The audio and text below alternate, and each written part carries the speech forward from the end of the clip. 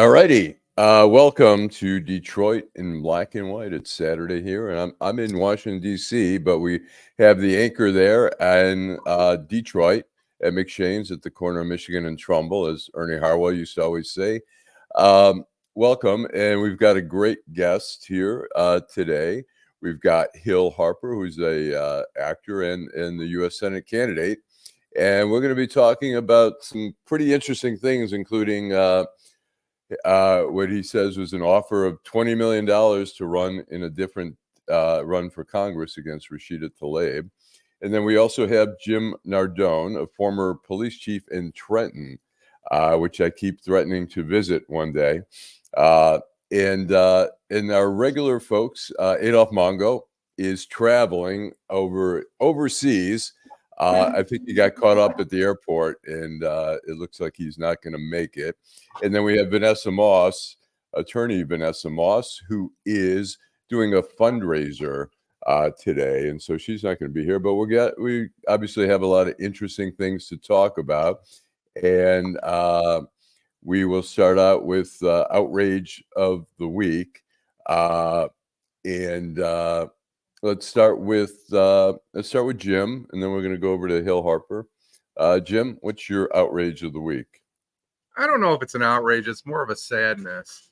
We are losing far too many people through suicide and drug addiction, through overdose deaths. We lose almost 100,000. In the last 12 months, we lost about 110,000 people to drug addiction. And we need to be better. I don't know how we can solve those problems. Maybe Mr. Harper can tell us a little bit how we can solve some of those issues, but they are a huge issue. You're talking about in 5 years, we lost the equivalent of the population of Atlanta, Georgia to addiction. So it's sad. It's maddening how sad it is. And when you talk about suicides, we're losing an average of about 48,000 people a year over the last 5 years. So all this is tied right back into mental illness and sickness, and we need to be better. We need to figure out a way to address some of these issues. Yeah, go ahead.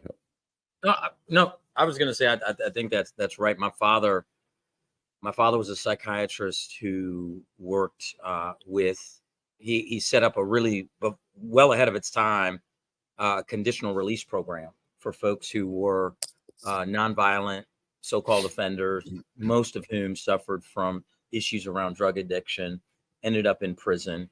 There's no real reason for them to be there except for their addiction. And so if you could actually treat the addiction, they shouldn't be in prison. So set up a conditional release program where folks would participate in the program. They were able to re-enter society, and all of this support of what he called scaffolding that these people needed to surround themselves, to actually prop up their life. The program tried to create at a significantly less cost than incarceration, full-time incarceration. Sure. And so I think that when we talk about solutions, we have to talk about the root causes, and then we can talk about efficiencies around what governmental activity is to create better outcomes, right? And so, because without question, there is a mental health crisis. I mean, there was a report that came out last week about males and the loneliness and the fact that so many men keep what's going on inside of them to themselves. They don't seek out therapy to the rate that women do. And this downward spiral that's post-COVID, also with young people. And so mental health and mental illness is something that's always been on my mind because of my father. He passed way too young. My father passed way too young. And How old was he? How old was he? He was just in his early 60s. Oh, okay. Yeah. His early 60s. And so but let's talk about it's almost a circuitous issue, right? Because you have depression, mental health crises, you have drug addiction, opioid addiction, and accessibility of opiates and drugs that are there at relatively low cost. And then you have issues that surround yourself around the couch surfing and homelessness problem. It's like so many people talk about homelessness, but they don't talk about either people living in their cars. I was giving out turkeys. Terrence Wheeler did this every year, does an amazing giveaway at Thanksgiving out at River Rouge High I saw School. that. Yeah. And we were out there, it was pouring down rain, giving out turkeys and a whole Thanksgiving meal. And the percentage, first of all, people waited in line for over 4 to 5 hours. And the percentage of people that were living in their cars. And I would lean in the window and say, hey, what do you want? What issue do you want solved from your next U.S. senator? And the vast preponderance of that, and obviously it was a self-selected group, is homelessness. Exactly. And housing. These are good Affordable housing. people. These are good people. Good people. Well, I'll say this. Go ahead. Go ahead. I want to say that I agree. Mental health is such an important issue. What bothers me so much is that we talk about our politicians talk about it, and they try to always say, particularly when there's mass shootings, they say, "Oh my God, no, we can't talk about guns right now. It's mental health." Well, put some money into mental health. We see so much. I was in Los Angeles. I took the train, the rail system from Santa Monica down to downtown LA. Both times on the way down, on the way back, we had people talking to themselves in the trains. And on the way back, the guy was sounded a little bit more violent. He was banging on the chair and screaming. And these are just like loose ends in society where we just sort of discard them and ignore them, and we kind of cower. People on the train are uptight, like, is this guy crazy?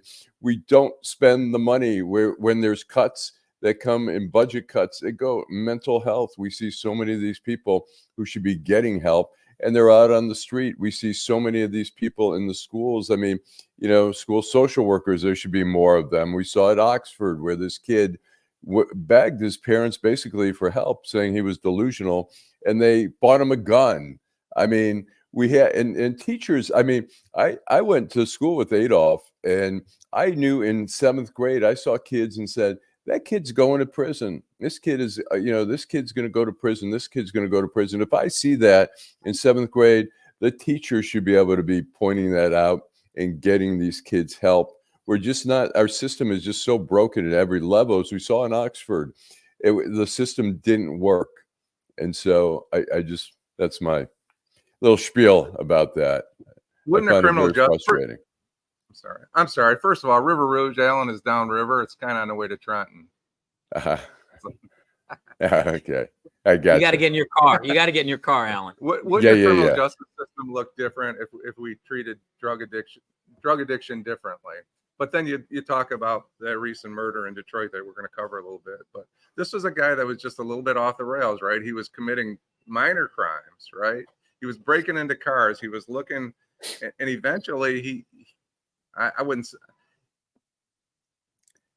potentially allegedly created, committed a murder there in Detroit. So how did that go from a guy just breaking into cars, a homeless guy, to stabbing somebody to death? He did do it. Well, they're accusing him of home invasion, which obviously he saw some opportunity at some point to whatever. I don't know if he was familiar with the neighborhood or maybe had seen her before or whatever. But I mean, look, crime. I always say that too much emphasis is put on police when we see crime rising, when we see things. It's like, it's got to be a two-pronged approach. I mean, I'm here in DC where the carjackings are out of control. That, crime in some of the nicest neighborhoods in DC, they're seeing carjackings and stuff like that. And, people say, well, the regular approach is not working. It has to be a two-pronged approach. One, to deal with the immediacy of the problem where people are getting carjacked and robbed and all that stuff. You have to deal with that. But you also there should be a second tier there of education, employment, education, mental health. We're not addressing that. We want people scream, take care of the crime, and they scream at the police chiefs and all that. But there's so much more to it, and we don't have the patience. We don't have the patience to invest and improve. We know our prison system is constantly pouring out people who are not really ready to reintegrate in society, and they're going back out and they're doing the same shit and they're coming back. Allan, Yeah. let me just say this. I don't think it's an issue of patience, to be honest. I think it's the way the system has been built and the way things have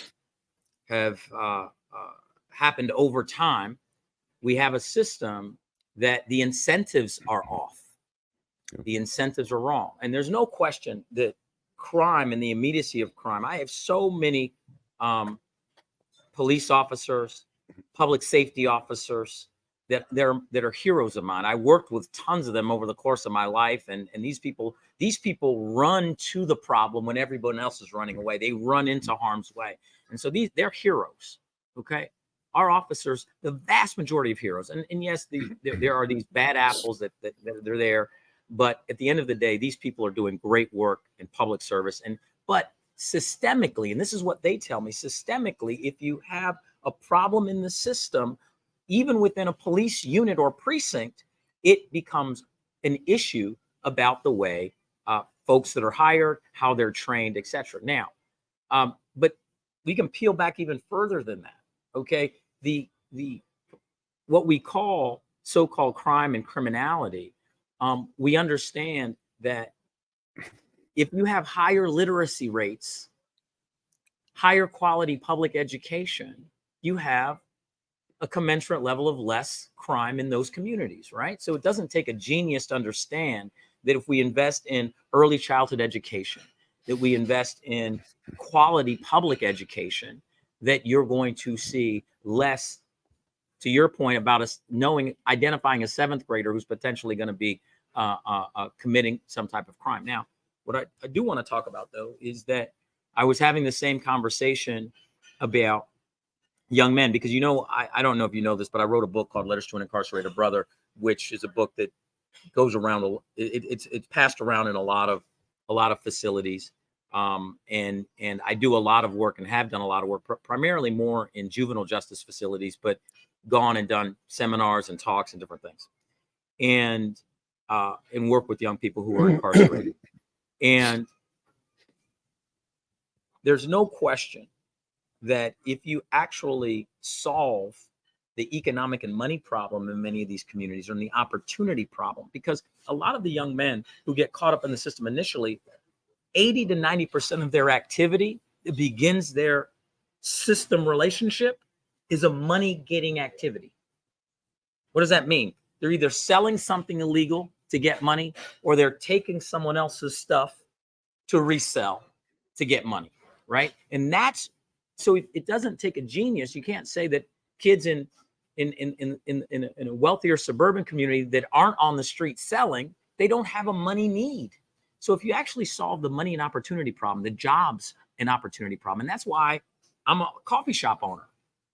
But at the same time, my baristas, and this brings it back to mental health, downtown Detroit, there's an issue around mental health and homelessness. And so in my coffee shop on a daily basis, there are individuals that are dealing with homelessness and mental health that come into the shop. Now, my young people that are baristas in my shop, they got hired because they love to make a great cappuccino and a latte. They aren't, but our system has put it in place where they literally have to be mental health professionals, security guards, and baristas at the same time, which isn't fair to them.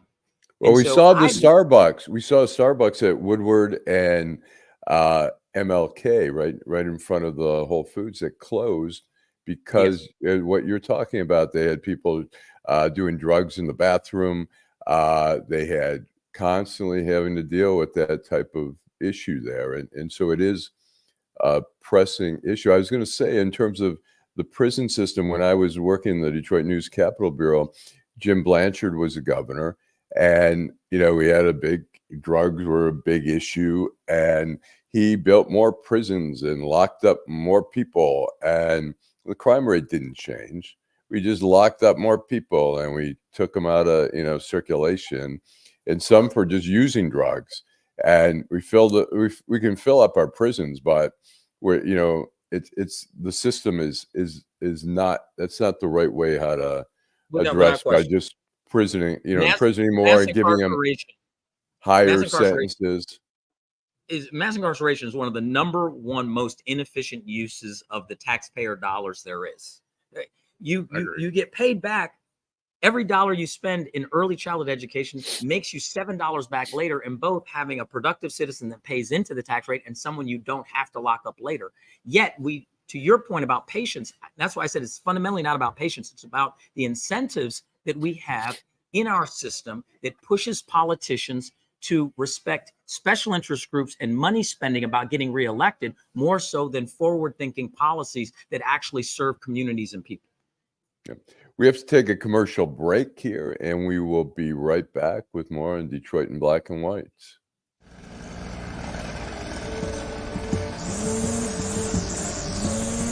Thanks, Charles, for letting me use your gardening supplies. I'll make sure I put it back in the garage. Man, tending to that lawn is a lot of work. Tell you the truth, Jim, I'm more concerned about keeping this house. What's going on? Well, you know, Sarah lost her job 2 months ago, right? Yeah. Since we lost that income, the bills have been piling up, and we're so far behind. I don't want to lose the house because of back taxes. I don't know what to do. I understand. The same thing happened to my sister and her husband when he lost his job. Do you know that the Wayne County Treasurer has plans and programs to help people stay in their homes? No, I didn't. Tell me about it. Yeah, go to www.treasurer.waynecounty.com and see if you qualify. What's that site again? www.treasurer.waynecounty.com. Got it.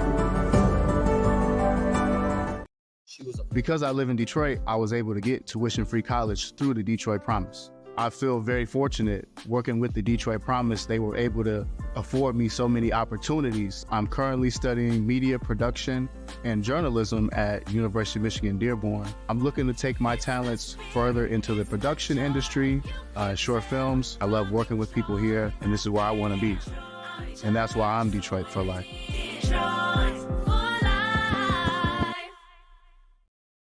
Okay, Allan, we are back. Did you want to say something, Jim?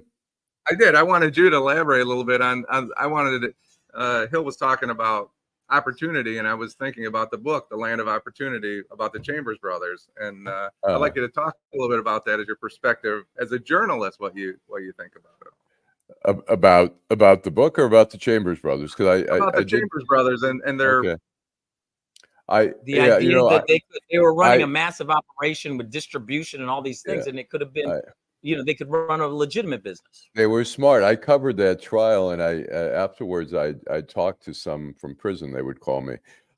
Here were 4 guys from Arkansas. They came up, and they basically, they got bigger and bigger on the east side, selling crack, and they were so well organized. And I did a story which then the New York Times picked up on, and then somebody in Texas read about it. I read the story in the New York Times, and he wrote a book on the Chamber brothers, and I, helped him out a little bit with the book. And so basically these guys they were so well organized. I mean, they had payday on Friday. Everyone in the organization would come by and get their pay. They had rules on the wall, like, no friends allowed, no this, no that. They had all these rules and stuff like that. And they were smart business people, and they became huge. I mean, the downside of becoming big in the drug organization is that you suddenly get on the radar of police. Like suddenly, the DEA and Detroit police were like, who are they? We're hearing this thing about the Chambers brothers. They were buying up abandoned homes and using them as crack houses. And they were also at the same time destroying neighborhoods because, you start getting all this activity of people pulling up and buying crack and stuff like that. And who wants to live in a neighborhood like that? And so they were destroying neighborhoods and stuff, but they were so well organized. And, they were making serious money, and they had big, they were the street level guys, but, and they had suppliers. There was one guy, I think his name was Hollywood. He got acquitted somehow. They weren't able to convict him there, but it's a huge business, and as Hill's saying, when the demand and these guys could have run, they could have run a string of coffee houses or something in the city or restaurants or something like that, and they would have done great. I mean, they had a business sense about them, and that's the sad part, is that we do see some of these people who are really bright folks who rather do it the wrong way. And so my gripes this week are a couple. One is in Texas, where they were refusing to allow a woman who had some serious medical issues to get an abortion. She finally had to go outside the state to get that abortion, and the ruling came from their state Supreme Court.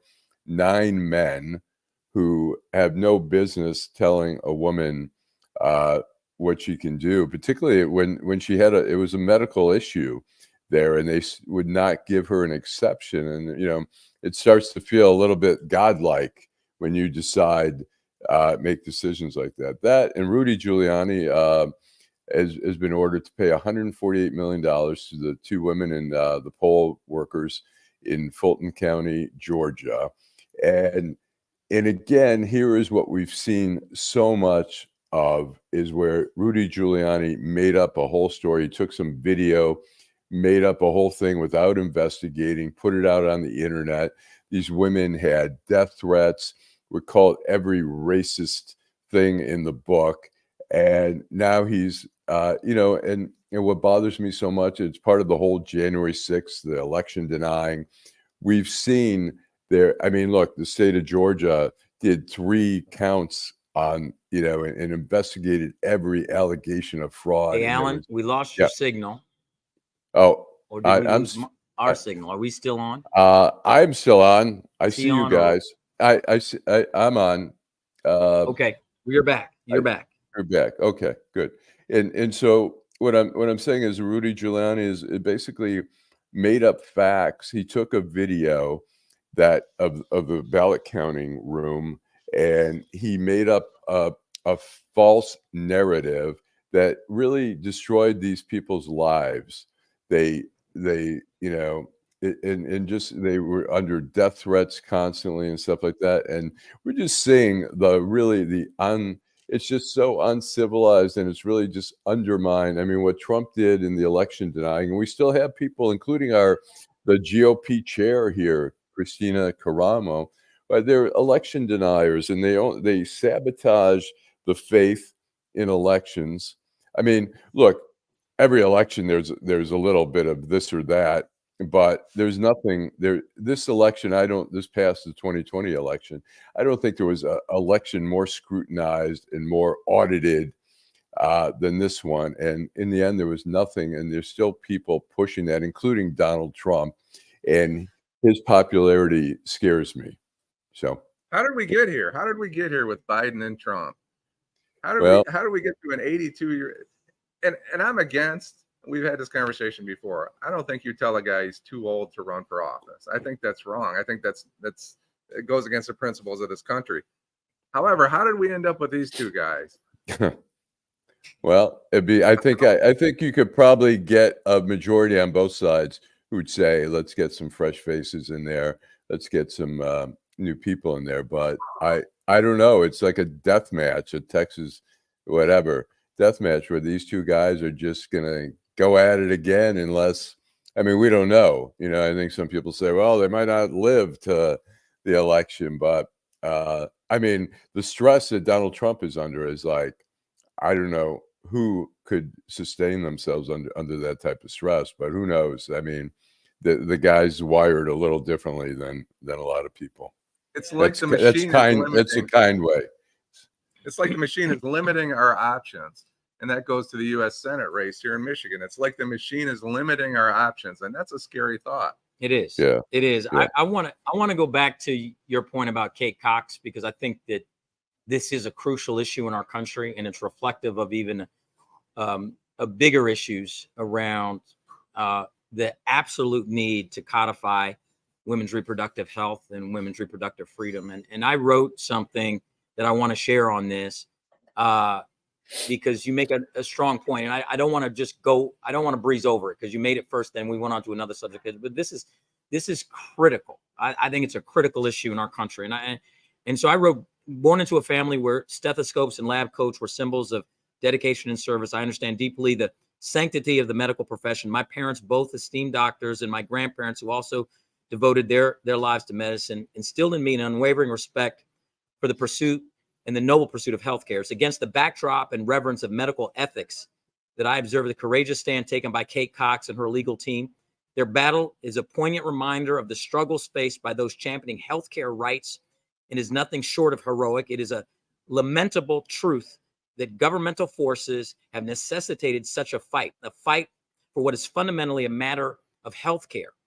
Abortion, an integral part of medical care, should remain a decision shared in the sanctity of a doctor-parent-patient relationship, free from overreach of government. The realm of women's reproductive health and freedom demands a federal codification, not as a matter of convenience, but as a fundamental right. This issue transcends gender, demanding equal concern and support from all. And the fact that there's 3 men on this panel talking about this is important, and I'm going to say why. More men need to step up and be vocal in this fight. The cause championed by Kate Cox is not just a women's issue. It is a human issue deserving of universal support. We stand in solidarity with you, Kate, in this fight for justice, for health, and for the freedom of choice in medical care. And as the Center for Reproductive Rights attorney, Molly Duane, accurately says, we are talking about urgent medical care. Kate is already 20 weeks pregnant. We must advocate and fight for these rights. Now let's fight for Kate. Let's fight for all. I'm very passionate about this because I think that not enough men are standing up because, as you said, a lot of men are sitting in judicial robes making rulings about this, but not enough men who feel differently are standing up and being vocal. And we are sitting back and letting women take the lead on this issue. We need to step up and support these issues just as fervently. And I'll say this, as the U.S. Senate, as a U.S. Senator from Michigan, I will be the 51st vote to end the filibuster, and I will fight to codify women's reproductive health and women's reproductive freedom. I'll be on the front line of that fight as the next U.S. Senator from Michigan. How do you see the abortion issue playing out here? I mean, obviously among the Democrats, everybody, I don't know any Democrats that are against pro-choice or people's choice for that. It's obviously on the Republican side, it's been different. I think they don't know how to deal with it. I think they're realizing that it's Achilles heel for them in the election. Should the Democrats continue do you see this as one of the key issues coming up in 2024 in the election? Obviously, yeah, go ahead. I'm sorry. No, I think it is a key issue. And I think it needs to be a key issue because this speaks to the very essence of healthcare. If you think about Black women are the ones that actually suffer the most under this, because you're talking about Black women have the highest rate of maternal mortality, and you're talking about poor folks have the highest rates of maternal mortality. And so when we think about, but to answer your question, the question is, how far are folks willing to go to fight around this?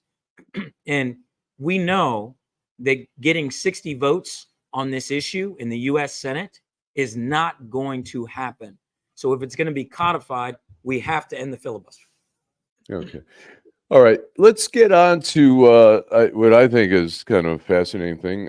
So Hill Harper is an actor, and he's also running for U.S. Senate here in Michigan as a Democrat. But I'd like to be clear, though, because what's interesting is people say I'm an actor, which I love, and I'm very proud of being an actor because I became an actor because of Harry Belafonte and Sidney Poitier, Ossie Davis, Paul Robeson, people who I see as heroes that were also activists. But at the same time, I've written 4 New York Times best-selling books that are all empowerment books. I'm a business owner of downtown Detroit, and I think that, and I've been an activist, and I was also appointed by President Barack Obama to the President's Cancer Panel. So I think that when people just say I'm an actor, it's without actually filling in many of the other things that I've done that would relate to the U.S. Senate. It ends up being, well, why is an actor going to be senator? Oh, you didn't. Oh, he served under President Obama for 6 years, writing policy around cancer policy. Oh, he's a cancer survivor. Oh, he's a dad of an adopted son. Oh, he's a business owner. And this guy's written books. He's 7-time NAACP Image Award winner. Wow, this guy has a resume. when everyone just tells me he's an actor. So I want us to be clear about that, because I don't mean to give you short that. shrift there. Yeah, I'm noticing I that. appreciate that. What's very interesting is, well, I- it's go ahead. you know what I think. Yeah, no, I agree. I don't mean to give you a short shrift there, and I think partly is that people don't know all those things, and so Yeah, and and if we don't sometimes it's a they- mouthful yeah. to introduce somebody and say, Right. but not that we don't have the time. Let me do one quick commercial, and then I want to get back, and I want to ask you about, you were offered $20 million, and explain that by who and for what. And so we will be right back. I was just working jobs and jobs. It wasn't a career. We were just living paycheck if I was making it to the next paycheck. By me going through the program and obtaining my GED, I have more job opportunities, better job opportunities. I got paid to get my GED, and now I have a great job with benefits working for the Detroit Police Department. Detroit had my back. I heard that. All righty, we are back here. We're with Bob.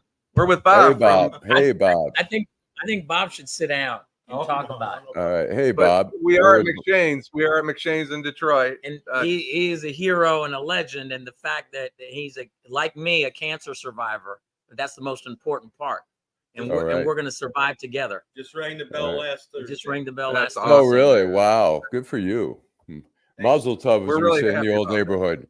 Yeah, that's awesome. And Bob has been generous enough to let us broadcast live from McShane's here at the corner of Michigan and Trumbull. Every time I say Michigan and Trumbull, I think of Ernie Harwell. Good afternoon, everybody. Welcome to Tiger Baseball. But anyways, but thanks, Bob. Appreciate it. There's already fans down here for the football game, and we're hoping that as I come to the football game tonight, I The hope game a lot of doesn't those start till like 8:00, right? 8:15 tonight is kickoff.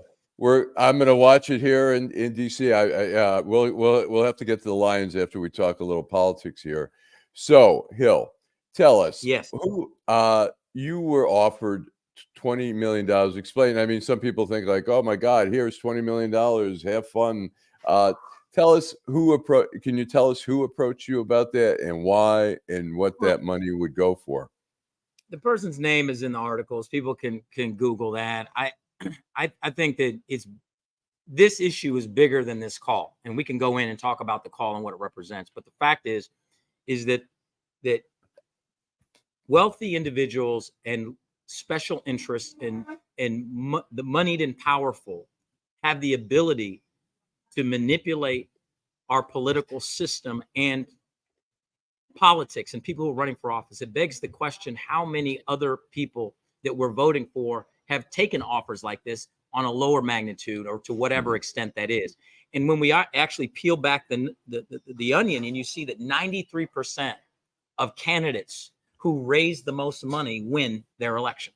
Okay, well, Hill, explain before we get to that. Okay, we can get into explain what the offer was and why what it was for you to run.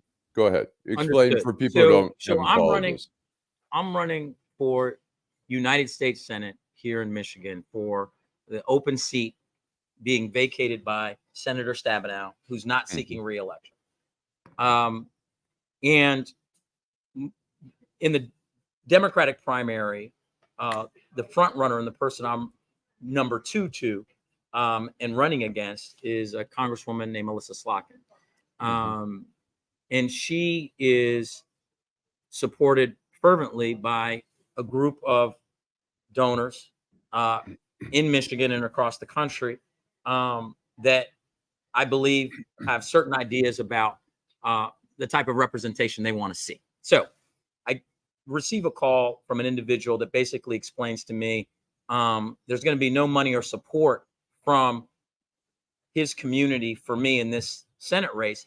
However, there would be $10 million in soft money, which is better term, super PAC money or dark money or whatever you want to call it. Special interest money for your campaign. For my campaign, and then the effort to raise what he believed would be another 10 million in hard money from the same community if I was to exit the Senate race and not run against this person, but instead run against Congresswoman Tlaib. I said no quite quickly. Is something that I wasn't interested in, and the fact that the fact that money can start to target individuals, number one, as well as it was going to be a twofer. I would not be running against a candidate they're supporting to target a candidate that they vehemently do not want to support. Right. And Hill, it's coming from the Jewish community. Is that, I mean, the Jewish community has been trying to unseat Rashida Tlaib. They see her as being very anti-Israel. Some have accused her of being anti-Semitic. Is that inaccurate? Is that your understanding? You know, in a time right now where anti-Semitism is on the rise and Islamophobia are on the rise, I don't think it's my place to be stoking those types of things. I can talk about the call I got. People can make their own inferences about what those organizations are and what they're about.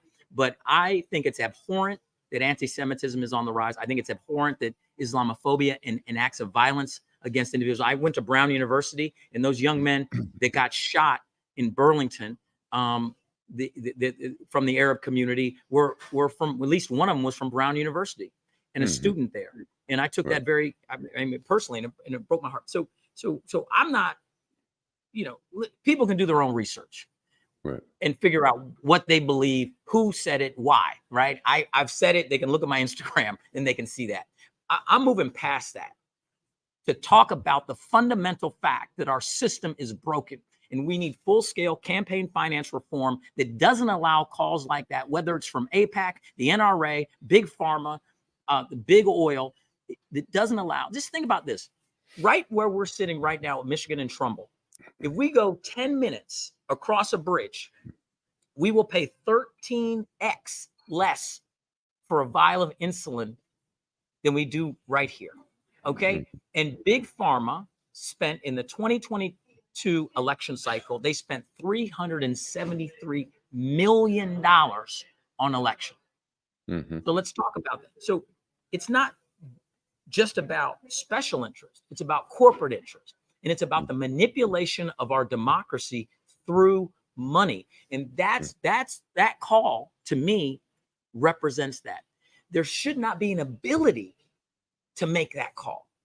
Okay? Because since 2011 and the Citizens United verdict, which needs to be eliminated, and I, as a U.S. Senator, will vote for full-scale campaign finance reform to get rid of Citizens United. I don't believe fundamentally that you should, for instance, for a statewide election, I believe you shouldn't be able to raise over $100,000 with a $100,000 public match, and the rest of your work has to be through volunteers. Because if you truly want to serve people and lead people, you should be able to recruit volunteers, as an example. But we need full-scale campaign finance reform. We got to get rid of dark money out of politics. And then calls like that could never happen, no matter who they're from. And do you see it as two-pronged? I mean, you're not, right now, you are not the favored candidate by the party for the U.S. Senate. Alyssa Slotkin has been sort of anointed as the, can you change that, or you just proceed knowing that and try to overcome that in a primary? Well, I mean, first of all, I may have been naive going into this. I've carried water for the Democratic Party for 20 plus years, going all over the country, registering voters, supporting their candidates. I was even reminded, I was down in Dallas doing a fundraiser for the former mayor was one of my hosts, and he reminded me that I came down and campaigned for him when he ran for U.S. Senate in Texas. I'd even forgotten. I've been so many different places. So I assumed when I was going to put my hat in, I knew some people wouldn't be for me, but I didn't think they'd be against me. And the establishment, how do you feel about that when that happened? When you realize? Well, you realize that both of the parties have put money in front of people. And since we've put money in front of people and the maintenance of power, and you realize that the biggest barrier to entry or competition is money, then you want to maintain it. You vilify people across the aisle, you make them the boogeyman or the villain, and you make it, you can never work with them. You make them the villain, and then you can raise money off of making them the villain. Both sides do it, and both sides don't have a moral political desire, I believe, to solve the money problem in politics because it keeps them in power. We wouldn't even need term limits if we actually solved the money problem, because then it goes to your earlier point about how do you end up with certain candidates. It's almost impossible to defeat incumbent and establishment candidates, given the fact that money plays such a big role in the outcome of elections right now. And it shouldn't. People and their votes should be the outcome. Let me ask you this. Now, a lot of times people say the Democratic Party has taken for granted the black vote. And what we saw in 2016 with Hillary Clinton is that a lot of blacks in the city of Detroit just didn't vote. They weren't inspired and they just didn't vote. What are you doing to try to attract the black vote in Detroit and some of the other areas? You know, you must be a reporter just called me yesterday, and it's a very similar point that Jermaine. He said, "We think your Senate race is the most fascinating race in the country, and would you be willing to do an interview about it?" Blah, blah, blah. I said, "Sure, we can set up an interview." And I said, "Well, why do you say it?" He said, "Because what we hear consistently is that Michigan is a red state until Wayne County votes. And basically, Michigan's a red state until black people vote, and those votes are counted. And what we've seen is the Democratic Party has always taken that vote for granted, and this is what they're hearing from leaders, didn't go to anyone in the community to say, hey, it's the first open Senate seat in Michigan in almost 30 years. That's a big deal. It is a big deal. And didn't go to the community and say, hey, is there somebody you'd like to see? You want to participate in this process of figuring out who it should be? They anointed a candidate with the assumption that the black community would just fall in line like they always have in the context of a situation where the first time in 57 years, there's no black Democratic representative. So not only do people feel like in Wayne County, Detroit, Pontiac, Flint, Saginaw, Benton Harbor, Muskegon, I've been all over, Kalamazoo, you name it. I've been all over. I've been up to Sault Ste. Marie and I've heard it. There was one black guy there. I've heard it from all over the state that folks in the black community are outraged. And this is what the reporter said to me that I thought was fascinating. He said that he saw an internal poll that said that my candidacy would help Biden-Harris more than Representative Slotkin. In other words, at the top of the ticket, it says Biden-Harris, Hill-Harper.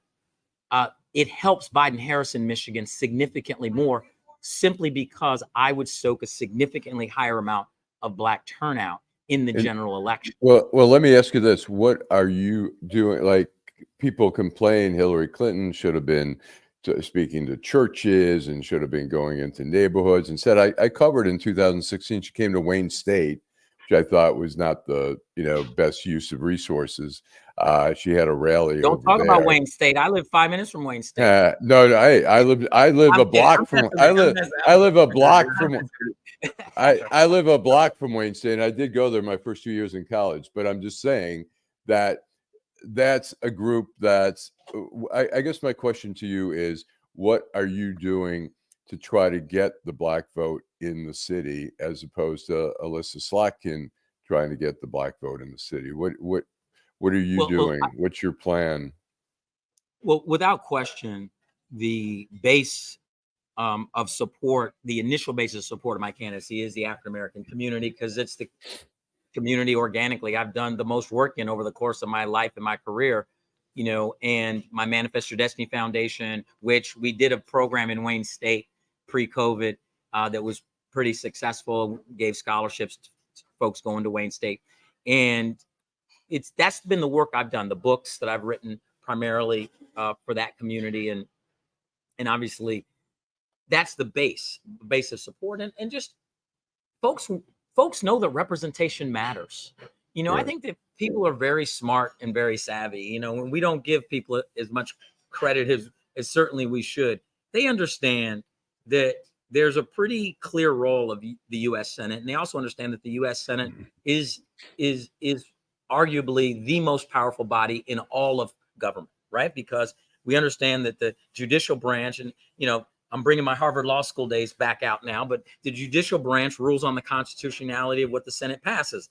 The executive branch signs into law or vetoes what the Senate passes. The House of Representatives create a bill, send it to the Senate. The Senate can change the whole thing and pass it. And so at the end of the day, the U.S. Senate is the most powerful body in our government. They have two primary functions that are extremely important. One, they confirm lifetime appointments of federal judges, which is extremely important, as we saw certainly with all the appointees that are being, Neil Gorsuch was a classmate of mine at Harvard Law School. And certainly if I was in the U.S. Senate then, I would have tried to stop him from being in the U.S. Senate. But I wasn't a senator then, so I did not have that opportunity.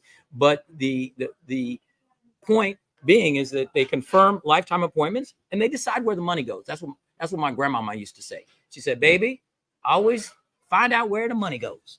And that's what the U.S. Senate does. And if you don't have someone at that table advocating for your community, your interest, the things, public education, public health care, mental health, economic development in communities that have been left out, women's reproductive freedom. These are fundamental things. And if someone's not sitting at the table willing to slam their fist and say, "I'm fighting for these things," then you're going to be left out. And folks know it. And that's why I believe we're seeing so much energy from the Black community in Michigan around my candidacy. And I think it's going to spread across the state.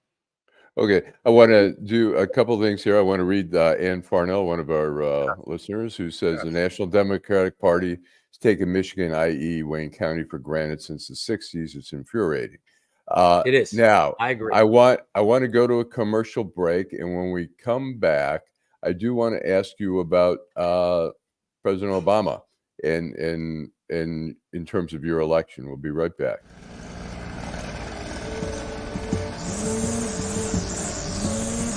Thanks, Charles, for letting me use your garden supplies.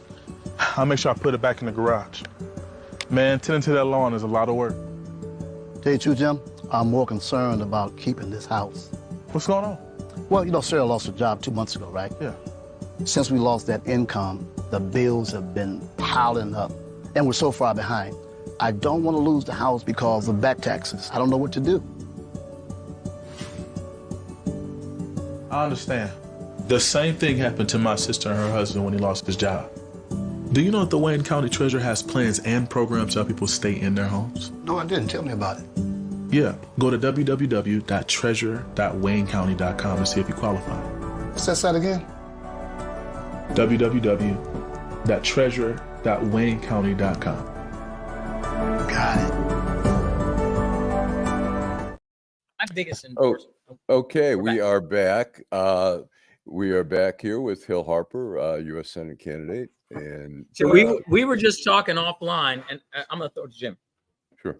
And Ann said something really interesting. And thank you, Ann, for commenting, because Wayne County is bigger than Detroit. And we think about Wayne County, Detroit is the anchor of Wayne County, but we also have places like River Rouge, Ecorse, Wyandotte, Southgate, No, Taylor, which is a big Democratic voting bloc, That's right. Romulus. These are places that Huron Township that Hill could probably make some inroads on down there. Yeah, well, listen, my biggest endorsement so far in this race is Warren Evans and his endorsement, and he's obviously extremely popular, well respected, and the fact that he's supporting me and supporting our candidacy and on the team is great. But getting downriver, getting all around, speaking to labor, the labor. I was downriver at one of the locals. Trying to remember which was a long time ago, but down there, and then I went down for Senator Camilleri had Right, an yeah, event sure. down there with some delicious food. I think his family made the food. It was incredible. But meeting folks everywhere, folks downriver feel like they've been sort of ignored. Like Detroit. Yeah. And even I was just in Macomb County, and in Macomb, people feel like Oakland County gets all the, you know, resources, money, and attention, but they're left out, right? Right. So listen to this. The largest voting bloc in the state of Michigan are people who don't vote. They don't vote at all. They That's don't a vote at Dr. all. West. But That's a I'll Dr. say West. this. I'll say this about Macomb County. The nation's eyes are often on Macomb County as sort of the bellwether county and stuff like that. I think Macomb gets a lot of attention. It may not get all the money as much as Oakland, but I think Macomb gets more attention nationally. But let me. I'm going to ask you a question about Obama, and then I want to get into a little sports talk. You Okay. went to law school with President Obama. Yes. He's a very solid Democrat, and I think my grades were better than his. I'm not sure. I didn't see his transcripts, but I graduated cum laude. I think he graduated cum laude as well. But yeah. And so He was president of law review. I'm totally kidding. He was at the top. He was the president of Harvard Law.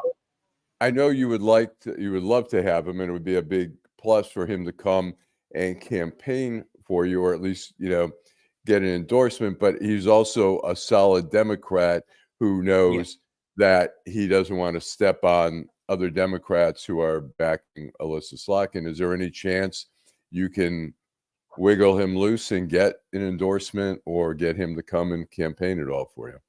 Well, I got to see him and speak with him briefly a couple of weeks ago, because it was the 15th anniversary of the Obama wave, and when he won in 2008, and he brought I was on the Obama National Finance Committee, and he brought, you know, a whole bunch of folks, thousands of people back to Chicago, and got a chance to speak briefly. And, you know, I have so much respect for him. He's always consistent in doing what's right. And, you know, he's very clear about this. You're not supposed to put your thumb on the scale in an open seat primary. And there are people who are violating this all over the place, but he's not going to be the type of person to violate that, because he wants to lead by example. And you're not supposed to. It's an open seat primary that the voters should be able to learn about the candidates, hear what they have to say, make a decision about who they think will be the best representative for them, without having other folks put their thumb on the scale. So there's a number of wonderful people in Michigan that I have a great deal of respect for, that have decided to take that position. And I'm grateful for it. But there are other people that, quite frankly, have called me behind closed doors and said, Hill, you know, I would love to publicly help you and work with you and support you. But I'm scared, because I've gotten calls that says, if I do that, there'll be negative repercussions. I believe that. I believe that to be true. And so what's going on? That's within the Democratic Party. It's called politics. No, it's not. Called dirty no, politics. No, it's not. And so we shouldn't have a system that allows for that. And this is the point. In other words, I think we've gotten to a point, Allan, where we've seen all of this dirty politics for so long. We think that that's the way it just has to be. And it's not true. There are ways, there are rules and things you can put in place that do not, that would make it impossible for people to put the thumb on the scale in that way publicly. Now, if you want to do it privately, that's your own business, and it should be your own business. Support somebody, blah, blah, blah. But if you're a publicly elected official, should you be allowed to attempt to potentially impact something within your own party in an open seat primary? That's a question that I think folks have to answer. But it's okay. Listen, this is not going to get solved for my primary, but I'll tell you, full scale, I want a participatory democracy. And any decision should be made through the filter of, how do we get more people into the democracy? And so we've talked about doom and gloom. I do want to say a couple of things that are positive. First of all, the triple blue leadership in this state has created some of the best voting rights in the country. So in 2024, we're going to see 45 days absentee. We're going to say same day registration and 9 days in-person early voting. That's some of the best voting rights in the country, and it needs to be celebrated. And one thing I will say is, U.S. Senator from Michigan, one of the first things I want to get passed is the John Lewis Voting Rights and Advancement Act, so we can replicate the voting rights we have here in state across the country and stop gerrymandering and eliminating people's voices. Okay. Now, I want to get to a little sports here, and I'm going to play this video. I want your opinion, and then we're going to talk about the Lions to close this out, what we all think will happen tonight and will happen to the Lions. But here's the first video. Golden State Warriors forward Draymond Green has been suspended indefinitely without pay by the NBA for striking Phoenix Suns center Yusuf Nurkic during Tuesday night's game. Okay. The question is, should he be suspended for the rest of the season? Should he just get a month suspension, or what's the opinion on that? So what we started with today was mental health, right? I think Draymond needs a little help. Yeah. And that's the guy who hit him. The guy who he hit said that he wasn't angry. He said that man needs some help. How about Rasheed Wallace came out and said it's because he was in the locker room back in the 04 season with the Pistons, and that's why he's behaving this way. Did you hear that? Rasheed Wallace. Well, I've had the honor of meeting, Draymond, and I did a movie that was very popular with a lot of NBA ball players called He Got Game. It's a movie called He Got Game, where I played in the film with Ray Allen and Denzel Washington. And so all the guys that are in the league see that movie and they love that film. And so I meet a lot of these guys. I've met Steph Curry and I love Draymond's passion, and there's no question that the Warriors, they wouldn't have a dynasty with a finesse team like that. You need an enforcer. I think we've seen that with the Pistons historically and other teams where you can have finesse players, but you need someone that's going to lay down the law. And Draymond is the Bill Laimbeer of the Warriors. Should he be suspended? The question is, should he be suspended the rest of the season, or what's violent acts where you're striking someone in the face, above the neck, head and shoulders, where someone could get extreme damage. I mean, you could have broken the person's jaw. They'd be out for a very long time. You can't be tolerated, right? It can't be tolerated in sports. It can't be tolerated in real life, right? And so there has to be a significant suspension. Now, the rest of the season, I can't make that assessment because I don't know enough about other suspensions to understand because everything should happen in terms of fairness of what other violations caused a season suspension versus this, because everything has to be taken in context of what to be expected. Because at the end of the day, there is a lot of flopping in the NBA. There's a lot of throwing up your hands. There's a lot of twirling. There's a lot of performative behavior. But striking somebody in the face that's a sucker punch. Completely unacceptable. That's a sucker punch. I mean, look, if you get in a fight, even if you started it, whatever, you get a few game suspension. I think he should be. I think that was so outrageous. I mean, the guy was just guarding him. I mean, we can look at it one more time. Well, Draymond claims, and let's be clear, Draymond claims that I'm going to mess up his name. Nurkic was grabbing him in his lower part of his hip, trying to spin him. And so Draymond claims that what he does performatively is try to wheelie bird, like a lot of guys, even in the NFL. If you're getting held, and you're outside tackle rushing, you hold up your arms to sell the holding call. So Draymond claims he was trying to sell the call. Now we know that he knows whipping his elbow around that could potentially strike somebody in the face is wrong. So, but he claims that was with the motivational tool. Let's see one more. So he's still there. Let's see one more. Golden State Warriors forward Draymond Green has been suspended indefinitely without pay by the NBA for striking Phoenix Suns center Yusuf Nurkic during Tuesday night's game. I don't think he tried to punch him. I don't think he tried to. I think you may be right. He was trying to get out of. Okay, there's somebody with a Broncos a jersey right here. I'm troubled by that. I'm saddened. All I don't right. even know how McShane's let him in. You should start drinking early then. Yeah, Yeah, start drinking. Did you have a pint? Did you have a pint already? Bloody Mary. A Bloody Mary. Good. No. Bloody The Mary. Lions are my second favorite team. Welcome I to love the you. show. No, Sorry we're you're gonna glad. lose Listen, tonight. we're glad you're here. Welcome to I'm the messing show. with you. We're gonna have a great. It's gonna be a great game tonight. and it's Okay, gonna be a lot of fun. I mean, my concern that the Lions have been going downhill. The question is, can they reverse that? I mean, they've been playing really very questionable. I'm worried. I'm worried. I think this game is so big. I mean, if they lose again and they get killed, and look, Denver's on the way up, and we've been on the way down. I worry about this game. Your opinions? Don't stress yourself out, right? The Lions were 3-13 2 years ago, right? So they're Right, 9-4. Why are people stressing themselves out? Jared Goff is going to come back around. He had a couple bad, tough games. The last game was not really his fault. He threw 2 interceptions on 4th down. Everybody keeps talking about these interceptions.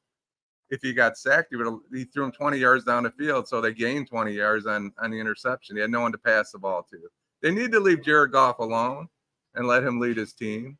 And they're going to win tonight, and they're going to split with Minnesota, and they're going to be 11-6, and they're going to win a division. All right. I agree with some of that assessment. Here's the deal. The NFL season these days is very long, and every team is going to go through periods. You just saw San Francisco lost 3 games in a row, I believe, this season at one juncture. And so every team is going to go through the ebbs. And you got to also remember, these guys are pros, and listen, their bodies take a beating, and they got to, so they're not, I know a couple guys, they don't play every down throughout the entire regular season, full out. I mean, that's just the way they got to save their body, just like in the NBA too, early in the season. I think that's why the NBA put in an in-season tournament, because they're like, these early games are horrific, and we got to make them competitive somehow, because they got to save their bodies. But the Lions are going to be fine. The Lions are going to host a home playoff game. I predict that they will win that home playoff game. All right. We got to hope that they don't get hopefully they don't get Philadelphia as a wild card to play in that home playoff game. Let me just say that. But hopefully that doesn't happen. But they win that home playoff game, and they probably go on the road for that next week to San Francisco. That's kind of my prediction of where that's going to head.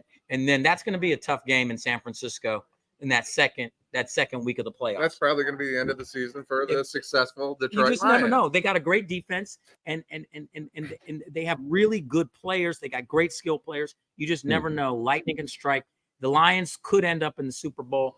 I think it's possible. But I like the optimism.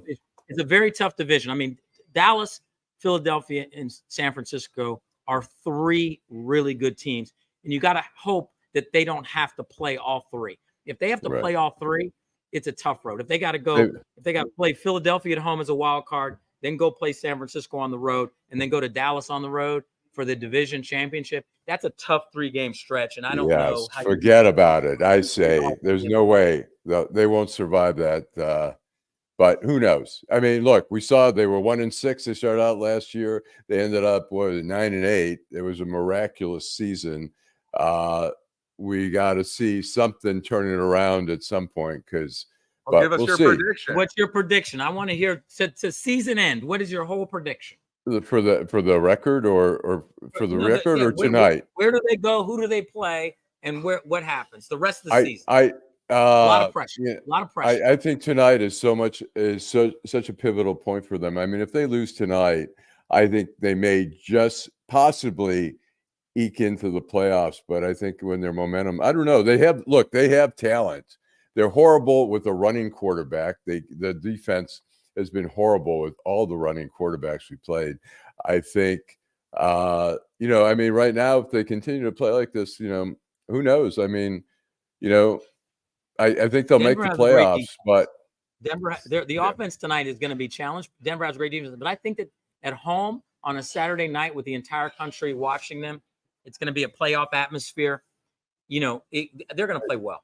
I believe. Yeah, I hope so. Look, Dan Campbell. I mean, The players love playing for him. They did not like playing for Matt Patricia. They hated Matt Patricia. He brought that whole New England mentality there. Dan Campbell, they love him. They have talent. I mean, offense has talent. There is some talent on defense. There's some holes in the, but we'll see. We'll see what happens. Well, anyways, this has been a great session. We'll be back next week again. You still didn't make a prediction. We're really disappointed, Alan. You're a reporter that forces people to say things, but you just equivocated and danced around. Yeah. Come on, we're not going to let you off the hook. I want to wait till tonight. I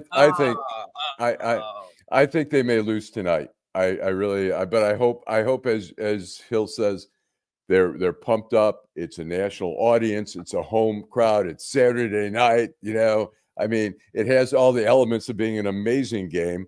But also, you know, Denver is on the rise, and you know we've been heading in the wrong direction. We'll see. Sean Payton is a really good coach. So Minnesota plays Cincinnati today. Oh, the they do. Could back into the playoffs today. They could be in the playoffs today. Okay. Cincinnati's good. Yeah, don't be a Debbie Downer over there. I'm sorry, you guys are right. You're right. They're gonna host their first home playoff game in years, and they're gonna win it. They're 9-4. I'm gonna be watching the game here in the nation's capital. But anyways, this has been a network. Yeah. NFL network. So. Oh, it's not. Is that what? It's not on national TV. It's not. Oh my God. It is not. You might have to go to a bar. Yeah. Crazy. Network. Wow. All right. Well, I this got has a been couple bar recommendations in DC for you if you need. Just text me offline. Okay. I appreciate that. And thanks so much, Hill Harper, who is a U.S. Senate candidate, author, actor, and many more things, which we can't get in all. And Jim Nardone, who's the former police chief down in Downriver in Trenton, Michigan. And we want to thank Teresa who's helping out with the production of this. Yeah, Teresa. Come on, Teresa, always doing a great job. She's and Bob. And Bob. And thanks. We want to thank McShane's. And we put this on after the show. If you haven't watched it live, it's on YouTube. It's on Deadline Detroit. It's on Facebook. There's many platforms. And I'm sure you'll see pieces of this and negative ads about me too. So no, you did great. So anyways, Bob on ringing the bell. Yeah, absolutely. Defeating cancer. That's awesome. He's a great guy. He is. So all right, we will be back next week, and thanks again.